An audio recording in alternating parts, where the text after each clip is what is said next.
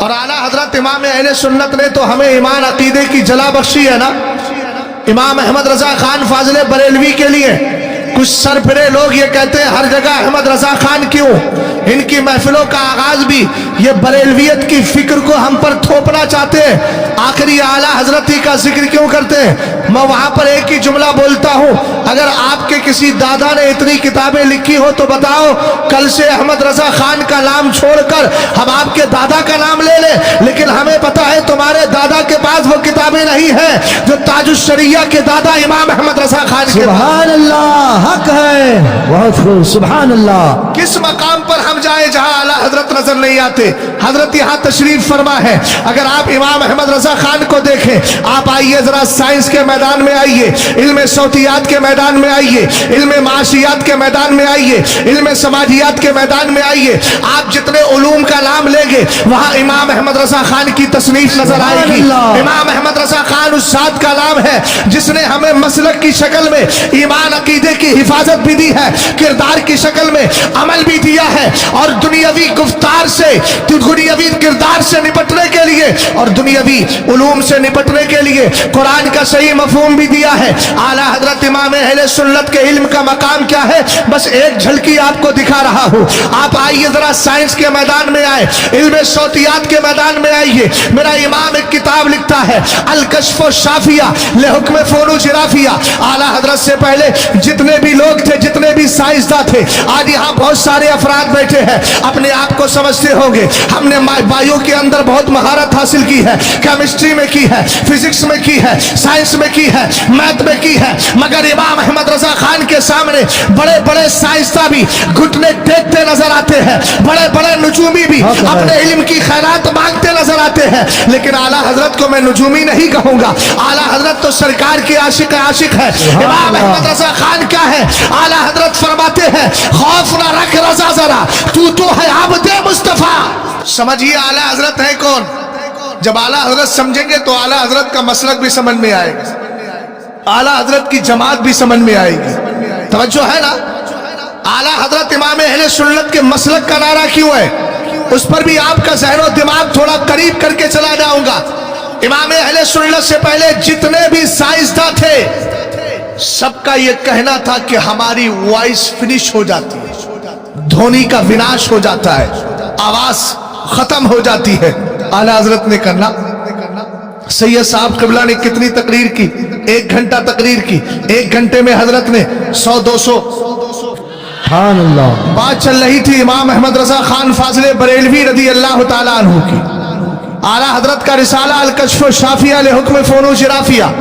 بات میں یہ عرض کر رہا تھا کہ میرے امام سے پہلے جتنے بھی سائنسداں تھے اور علم صوتیات کے جتنے ماہر تھے، سب نے یہ لکھا کہ آواز ختم ہو جاتی ہے۔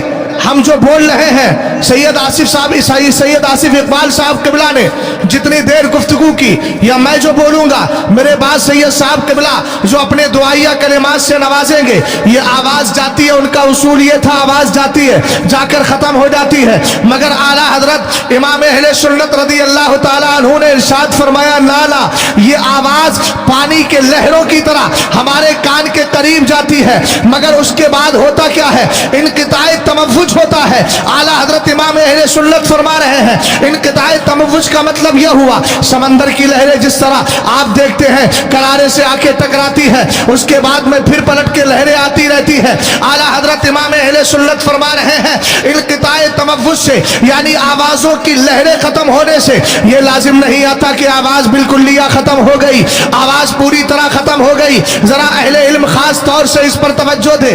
اعلیٰ حضرت امام اہل سنت کی ذات کو اگر ہم اعتقادیات کے اعتبار سے بتاتے ہیں، عملیات کے اعتبار سے بتاتے ہیں، تو اعلیٰ حضرت امام اہل سنت کی ذات کو ہمیں اصلیات کے حوالے سے بھی پہچان کرانا چاہیے، تاکہ زمانے کو پتہ چل جائے جو مصطفیٰ کریم کے عشق میں ڈوب جاتا ہے، جس کی بولی یہ ہوتی ہے کروں کیوں مدح اہل دول رضا، پڑے اس بلا میں میری بلا، میں گدا ہوں اپنے کریم کا، میرا دین پارے نہ نہیں۔ تو سرکار علیہ السلام کی بارگاہ سے جب کریم کی بارگاہ سے کرم ملتا ہے تو امام احمد رضا خان کے علم کا مقام کیا ہوتا ہے؟ اعلیٰ حضرت نے فرمایا آواز ختم نہیں ہوتی ہے. وہ کہہ رہے آواز ختم ہوتی ہے. اعلیٰ حضرت کہتے ہیں آواز ختم نہیں ہوتی. تو آپ نے دلیل میں کہا اللہ رب العزت ارشاد فرماتا ہے والباقیات الصالحات خیر عند ربک ثوابا وخیر مردا. میرے امام کہتے ہیں قرآن کہتا ہے یہ تمہارے پاکیزہ کلمات باقی رہنے والے ہیں.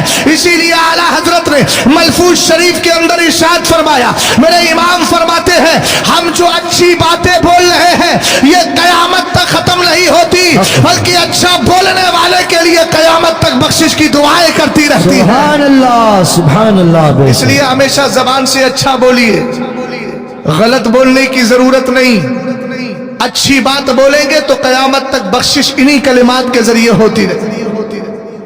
سمجھ میں آئی بات آپ کے؟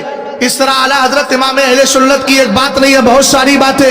امام اہل سنت رضی اللہ تعالیٰ عنہ نے تو تمہیں تجارت اور معاشیات کو بہتر کرنے کے لیے بھی ایک رسالہ دیا ہے, تدبیر فلاح و نجات و اصلاح. امام اہل سنت نے جو ہمارے ہندوستان کے اسکولوں میں پڑھایا جاتا ہے زمین گھومتی ہے کہ آسمان گھومتا بھی اسی چکر میں ہے, مگر اعلیٰ حضرت نے کہا زمین بھی ساکن ہے آسمان بھی ساکن ہے اور اس کے اندر جو چیزیں ہیں سیارے ہیں کہکشاں ہے یہ حرکت میں ہے. قرآن پاک کی آیت کریمہ وَكُلٌّ فِي فَلَكٍ يَسْبَحُونَ سے استدلال کیا, وَالشَّمْسُ تَجْرِي لِمُسْتَقَرٍّ لَهَا سے استدلال کیا.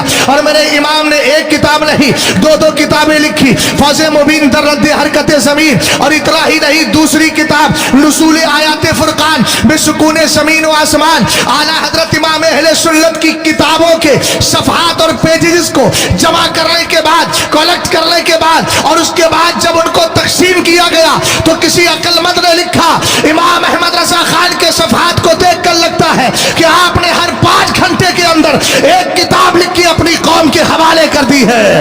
یہ اعلیٰ حضرت امام اہل سنت. اس لیے بھیا اسٹیجوں پہ ہم نام لیتے ہیں, کریں کیا, ہر مقام پر تو اعلیٰ حضرت نظر